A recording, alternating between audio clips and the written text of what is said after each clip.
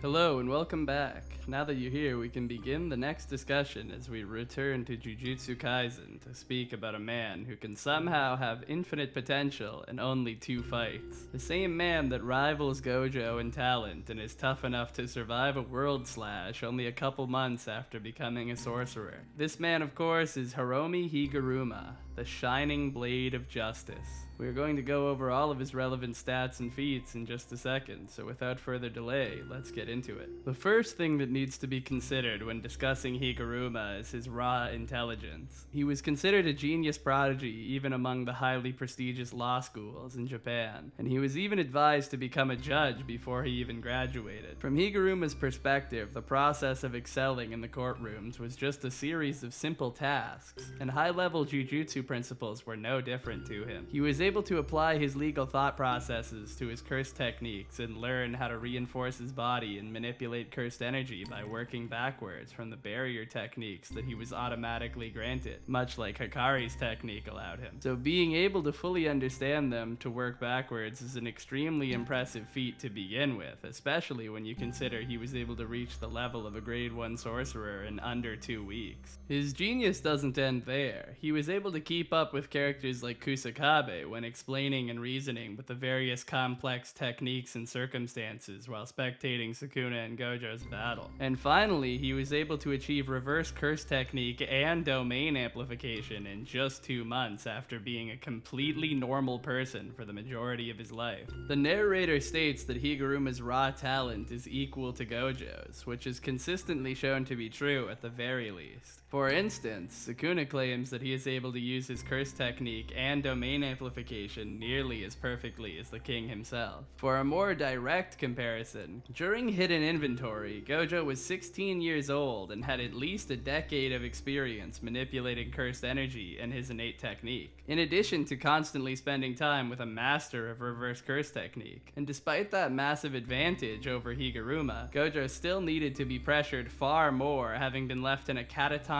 state and fully committing his entire mind, body, and soul to using reverse curse technique, where Higuruma managed to heal his arm, which was destroyed by the world slash, and a much larger injury than just sealing Gojo's head, while continuing to still fight Sukuna at the same time. In other words, while fighting a stronger opponent with 1,000 times less experience, he was able to heal a bigger wound from a vastly stronger attack and opponent more effectively and with less effort in less time, while continuing to maintain his curse technique and fight. So it's not impossible that the narrator was downplaying Higuruma's talent when there seems to be evidence that he surpasses Gojo in some aspects, which is consistent with being personally acknowledged by Kenjaku and Sukuna, being one of the only people that the latter even bothers to learn the name of.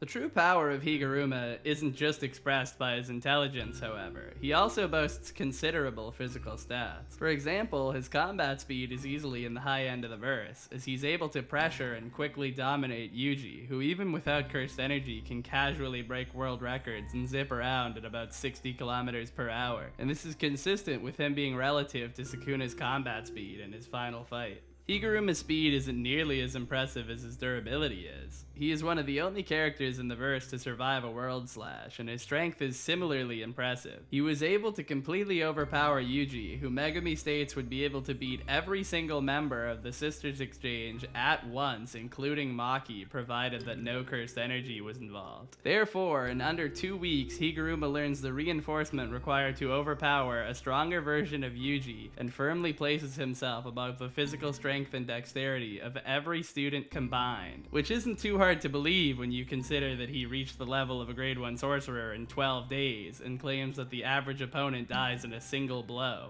Higuruma was able to use this impressive set of stats to defeat at least 20 sorcerers while learning within those 2 weeks, and ranks among the greatest culling game players. His point total completely overshadows all of the Sendai Colony warriors. Without counting transferred points, Higuruma is second to only Kashimo when it comes to collecting them, making him the most impressive modern culling game player.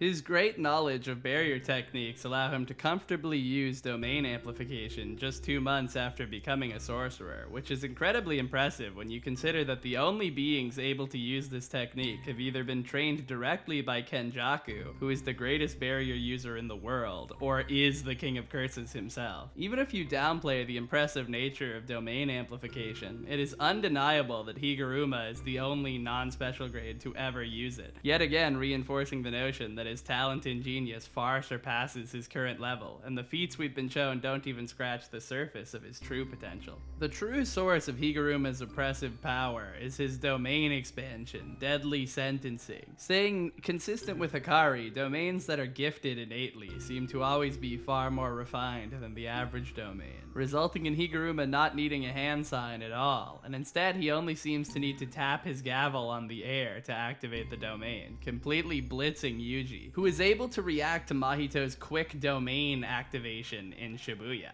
Deadly Sentencing is able to completely stop all forms of combat, so it is effectively unbeatable. The Judgeman Shikigami is said to know literally everything about everyone, and secretly shares evidence with Higuruma, so that even the most intelligent characters in the verse cannot confidently lie or deny their guilt without giving Higuruma an opportunity to shut them down. Even the genius prodigy Sukuna opted to avoid debating with him or trying to best the domain's mechanics, which is impressive when you consider that Sukuna consistently uses Yuji's experience to gain an advantage against modern-day sorcerers, but still didn't even consider trying to overcome Deadly Sentencing. Since practically everyone is guilty of something, and the Judgeman knows everything, no one is safe from this domain expansion, and even characters who are rivals to Higuruma in raw intelligence still lack his personal expertise and experience in the context of a courtroom, making a guilty verdict a foregone conclusion in practically every scenario.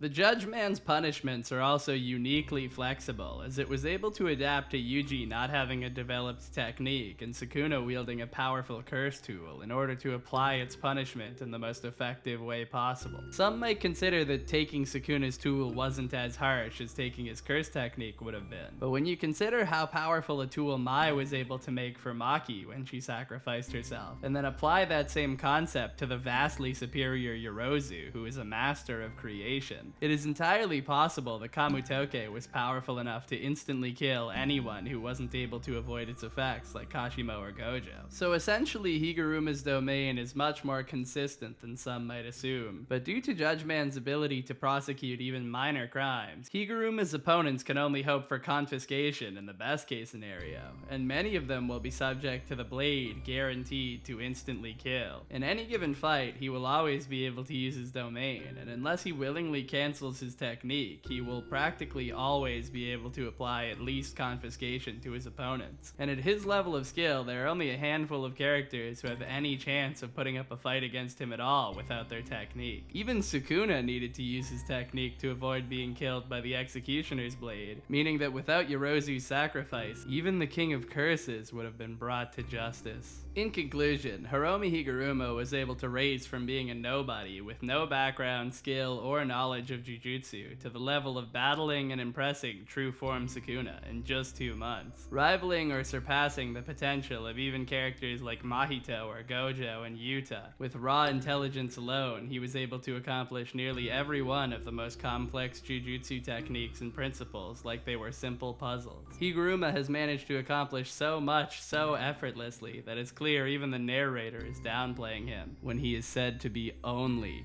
equal to Gojo. Thanks for watching. It's good to get back to Jujutsu Kaisen content. I hope you enjoyed the video and let me know what topics and discussions you'd like to have next. But either way, I hope you stay safe and take it easy.